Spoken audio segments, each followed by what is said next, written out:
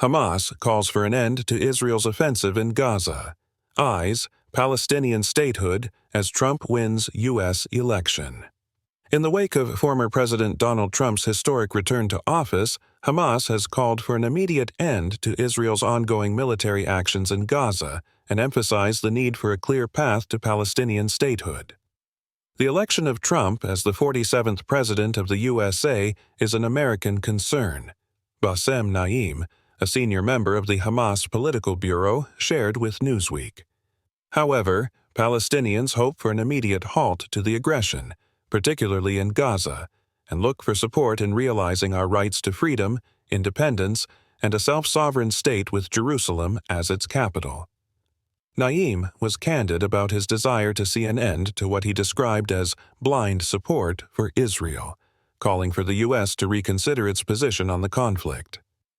Support for the Zionist entity Israel and its government, at the cost of our people's future and the stability of the region, must stop immediately, he insisted. U.S.-Israel relations and Trump's return. Trump's first term saw him building strong ties with Israeli Prime Minister Benjamin Netanyahu, though Trump has recently critiqued Netanyahu's wartime tactics, suggesting it's time to wind down the conflict. Following Trump's victory, an Israeli official emphasized the enduring partnership between the U.S. and Israel, telling Newsweek, "We look forward to a continued alliance that ensures peace, security, and prosperity in the Middle East." Netanyahu, celebrating Trump's election win, quickly congratulated him, framing Trump's return as a new beginning and an opportunity for a renewed U.S.-Israel alliance. In a warm and cordial phone call, the two leaders discussed working together on Israel's security, with a specific focus on Iran as a central issue. The evolving Israel-Hamas conflict, a polarizing U.S. issue. What began as a war between Israel and Hamas has escalated, with Israel now facing Hezbollah in Lebanon, along with strikes from pro-Iranian groups across Iraq, Syria, and Yemen. Biden has continued military aid to Israel but also urged measures to protect civilians, leading to mixed reactions within the U.S.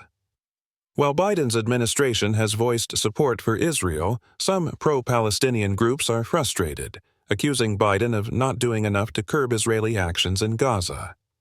Meanwhile, Vice President Kamala Harris reiterated the administration's stance, calling for peace but rejecting calls to limit arms sales to Israel, a message that has both supporters and detractors. Hamas and the call for U.S. policy. Shift. In a separate statement, Hamas urged the U.S. to stop its military and political support for Israel. The group called for the incoming administration to acknowledge Palestinian rights and to consider the voices within American society, calling for an end to the support for Israeli actions in Gaza. American society has long voiced concerns over Zionist aggression in Gaza, condemning occupation and genocide, the Hamas statement declared. Palestinian National Authority President Mahmoud Abbas, who leads the government in the West Bank and has often clashed with Hamas, also reached out to congratulate Trump.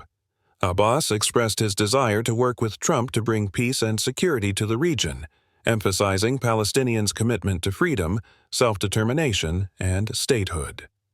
Looking back, Trump's Middle East policies and the deal of the century. Hamas and Abbas both condemned several of Trump's past Middle East policies, including his controversial decision to move the U.S. Embassy to Jerusalem and the deal of the century plan. The proposal would have granted Israel control over disputed areas, required Palestinian factions to disarm, and introduced a tunnel to connect the West Bank and Gaza. Although the plan didn't gain traction in the Arab world, Trump brokered the Abraham Accords, establishing relations between Israel and several Arab nations, including the UAE and Bahrain. During this period, Trump also took a firm stance against Iran, pulling the U.S. out of a nuclear agreement and approving a strike that killed Iranian General Qasem Soleimani. Now, as Trump prepares for a second term, he remains adamant about avoiding future wars.